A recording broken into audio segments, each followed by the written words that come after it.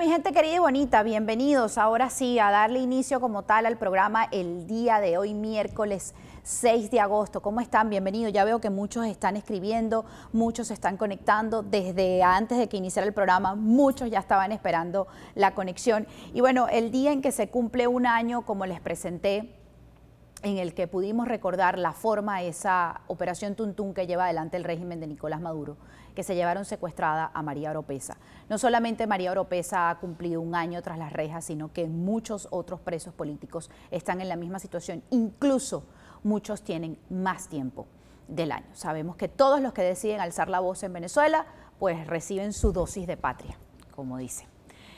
Para hablar de este tema, de muchísimas cosas más, de lo que está ocurriendo en el helicoide, las recientes denuncias, el traslado irregular de presos políticos que no saben dónde están, desapariciones forzadas que siguen ocurriendo en este momento. Le doy la bienvenida a Andreina Baduel, familiar de un preso político, de Josnar Baduel, además hija de quien perdió la vida precisamente a manos del régimen de Nicolás Maduro y además integrante del Comité por la Liberación de los Presos Políticos. Andreina, ¿cómo estás? Bienvenida, un placer tenerte con nosotros. Hola, hola, gracias. Bueno, quiero comenzar primero agradeciendo la oportunidad y segundo augurándote éxitos en esta nueva fase. Gracias, Andreina, gracias. Y aquí vamos a seguir en la misma línea, en la misma tónica y por supuesto ustedes tienen un lugar muy especial en mis programas porque hay que seguir luchando y alzar la voz precisamente por todos esos que no pueden. Andreina, bueno, Así. arrancar con la información, incluso ustedes la dieron a conocer a través del Comité por la Liberación de los Presos Políticos, la situación que está ocurriendo en el helicoide, cómo se enteraron de que, y explicarle, porque quizás las personas no entienden, cómo es que tenían que llevarle la comida en un principio todos los días a los presos que están allá adentro y que ahora no, es que solamente van a poder venir una vez a la semana. Es decir, empecemos desde el principio y pongamos en contexto todo. Sí, bueno, debo decir con mucha responsabilidad que sin duda en el helicoide se están recrudeciendo las restricciones para los presos políticos, pero que en la actualidad estamos transitando un pico de arremetida hacia los presos políticos y sus familiares como mecanismo de coerción a la sociedad. En efecto, en el helicoide desde la semana pasada han impuesto nuevas restricciones, las familias como manera de incluso tener algún tipo de comunicación con su familiar y de tratar de hacerle la carga menos pesada a algunos por razones de salud, algunos llevaban la comida a diario. Es de recordar además que hay un grupo de 16 presos políticos en aislamiento prolongado y la única manera de los familiares sentirse cerca y de saber que apoyaban a los suyos era poder llevarle el suministro a diario. Ahora esta situación se agudiza no solo para los 16 que están en aislamiento, sino en general, porque muchas familias tienen ya un mecanismo previsto para poder resistir tanta crueldad y ahora de la nada le cambian la rutina por caprichos y por tortura tanto a los presos políticos como a los familiares. ¿Cómo se enteran ustedes por los propios familiares? Asumimos cómo fue eso, no sé si se puede decir los familiares de quién que fueron allá y les dijeron, no, ahora no vas a poder, no me pueden entregar la comida todos los días, sino una vez a la semana. Sí, bueno, como bien insistes mención, Zairán fue una de las que denunció porque su pareja y sus armas están en el helicoide. Hay muchos otros que también están viviendo esa situación, pero que tienen mucho miedo a denunciar. Esa es otra realidad que enfrentamos porque los amenazan. Los amenazan de que si denuncian va a ser peor la situación y hoy vemos que igual ellos arremeten cuando y cómo les da la gana porque también mencionaste que han habido traslados arbitrarios, traslados en los cuales ni siquiera notifican a los familiares, notifican a los abogados y peor aún, los tribunales ni siquiera emiten orden de traslado ni están en cuenta de dichos traslados. De hecho, hubo una protesta, entiendo, en el Ilegítimo Tribunal Supremo de Justicia de varias madres, varios familiares también de presos políticos que están pidiendo respuesta y la respuesta que recibieron fue la arremetida de colectivos. No sé si manejas información, Andreina, que esto, entiendo, pasó la noche de ayer.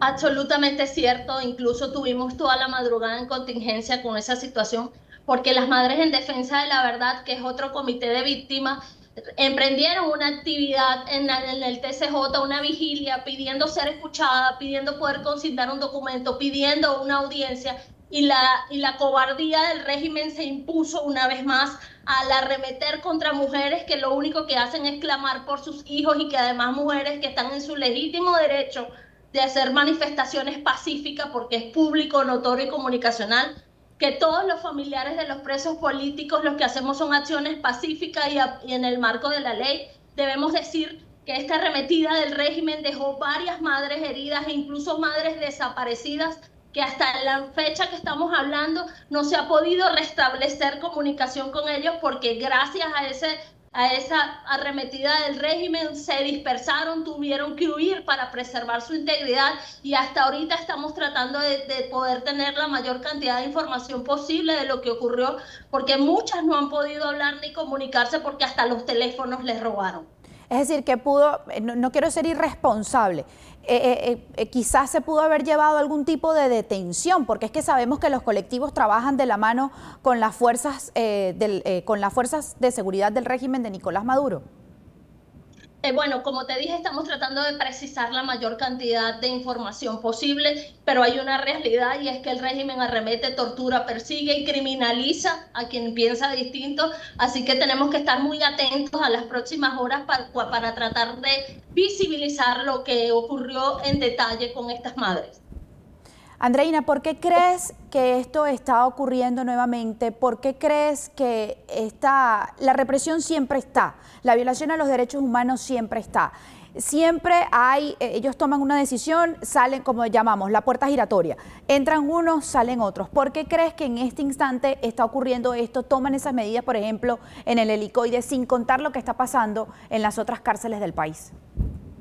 Sí, tal y como lo mencioné hace unos instantes, creo que es un mecanismo de presión y de coacción para la sociedad, para tenerla silenciada, para tenerla aterrorizada, y como bien dices, esta es una situación que trasciende al Helicoide, y sin duda hay un drama bastante fuerte, pero debo aprovechar este espacio para recordar que el Rodeo 1 es un centro de tortura cruel e inhumano, en donde está mi hermano y alrededor de 70 presos políticos, en donde recientemente supimos que el tema de la restricción de la alimentación es mucho peor de lo que imaginábamos, incluso no les dan casi proteína y si les dan es muy escasa, la mayoría de la alimentación es plátano o carbohidratos y eso ha hecho que mi hermano y muchos más estén extremadamente delgados y estén en franco deterioro su vida.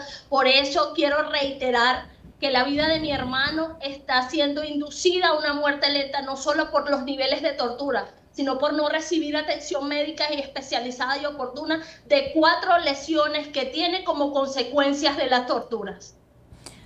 Andreina, cuando ocurrió este intercambio de presos entre Estados Unidos y el régimen venezolano, que llegan estos venezolanos de la cárcel del Secot de El Salvador, se había hablado de un número, de hecho ustedes fueron publicando la lista, fueron publicando los nombres de todas esas personas que fueron excarcelados, porque libertad plena no tienen. Fueron excarcelados, muchos mantienen las medidas de presentación, es decir, hay un cerco, no pueden hablar, muchas cosas que sabemos ocurren con esas excarcelaciones.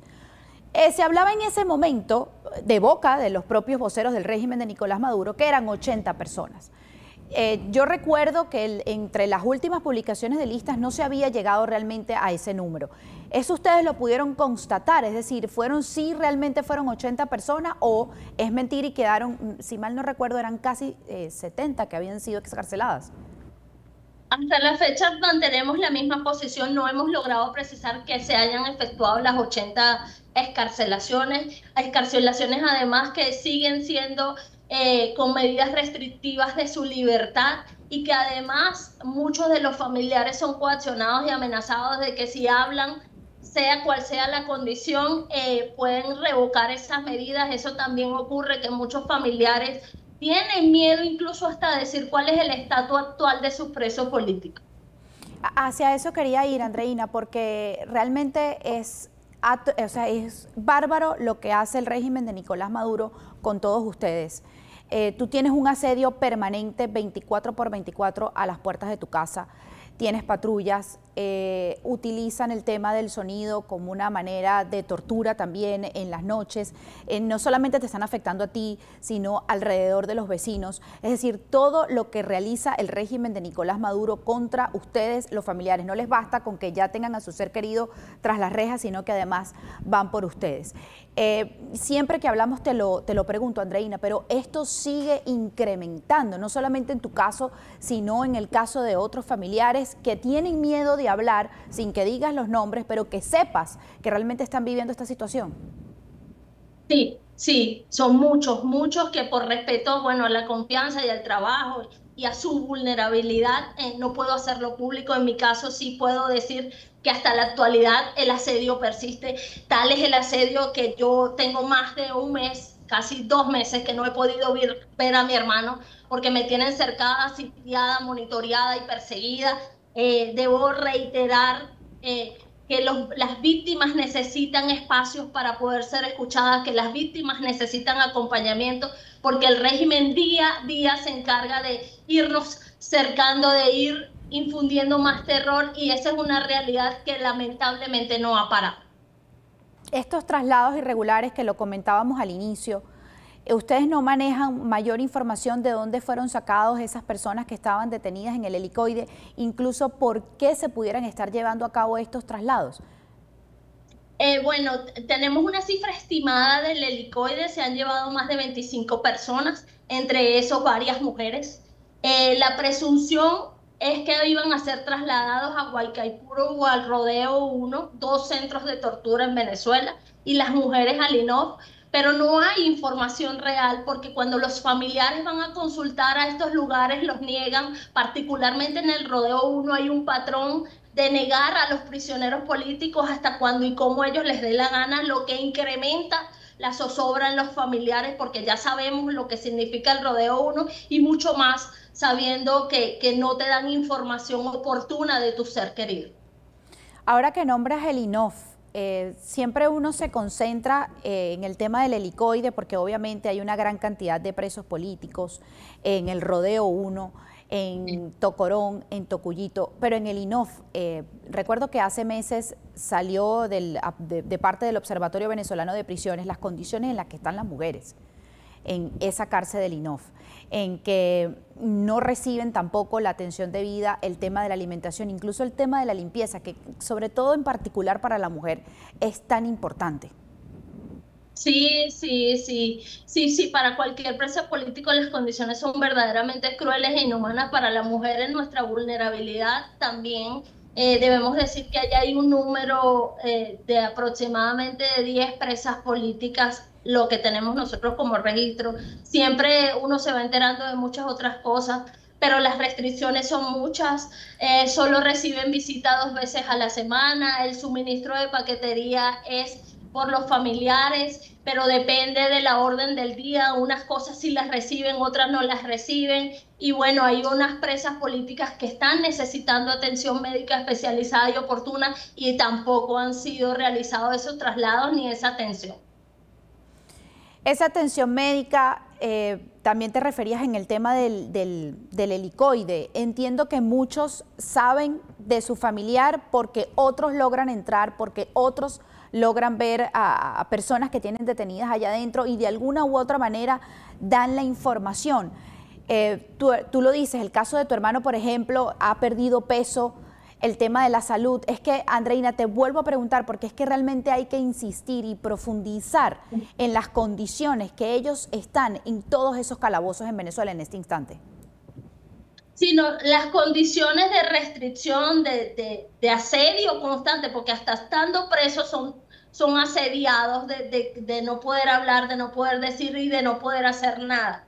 Pero esas condiciones están hechas para ir generando un daño orgánico en ellos, que hoy es una realidad, porque tenemos más de 20 presos políticos que han fallecido en custodia, entre esos mi padre. Por eso es que yo siempre hago mención a que lamentablemente mi hermano hoy y muchos otros presos políticos están transitando condiciones similares de horror como las que transitó mi papá y que ya sabemos cuál es el resultado. Entonces, esto está absolutamente premeditado para deshumanizarlos, para acabarlos psicológicamente y para irles generando un daño orgánico a ellos, sin contar lo que esto representa a las familias, porque yo debo decir que aunque, gloria a Dios, mi familia y nosotros nos mantenemos con mucha entereza, eso no significa que yo todos los días no piense que la vida de mi hermano se está acabando en ese lugar y que en cualquier momento puede pasar mi gran temor, que es que ocurra lo mismo que ocurrió con mi papá, así como él,